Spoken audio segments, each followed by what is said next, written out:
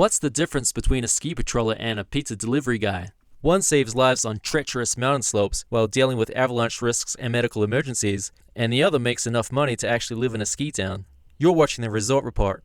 Park City Mountain Resort. Where the lifts are high, the slopes are steep, and the wages are lower than my chances of landing a backflip on a bunny slope with rental skis. December 27, 2024, 204 ski patrollers decided they had enough of Vail's competitive compensation package. Corporates speak for, here's $21 an hour to throw explosives at mountains and rescue tourists who think all-wheel drive means immortality, and making sure Jerry doesn't turn tree skiing into a permanent relationship. And while Vail prices keep climbing faster than a helicopter drop pro skier, I found refuge in Pamporovo, Bulgaria, which I found through today's sponsor, Shred Index. It's like Google Maps and a seasoned ski bum had a baby that actually paid attention in math class. Compares everything from snow quality to lift ticket prices across 6,000 resorts. No more scrolling through forums from 2012 trying to figure out if the hidden gem in the Balkans is worth a flight.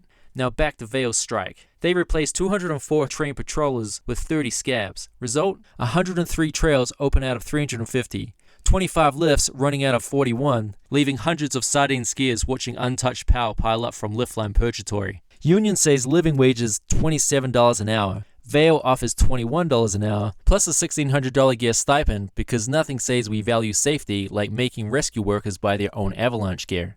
Average home price in Park City, $1.5 million. Annual patrol salary, $43,680. You do the math. Well, actually I did. 34.3 years just for a down payment, assuming you don't eat. Vail's response? The corporate equivalent of a yard sale. Threaten to deactivate patrol passes, cut health benefits midwinter, threaten evictions from staff housing, block daycare access for patrol kids, board and replacements who probably think avalanche control means asking the snow nicely not to slide. Holiday visitors got 5 minutes of bliss for 50 minutes of waiting. Guests started chanting in the lift lines. Nothing says Christmas spirit like spontaneous labor protests between runs. Vail Resorts have got their fingers in more pies than a hungry bear at a mountain launch buffet.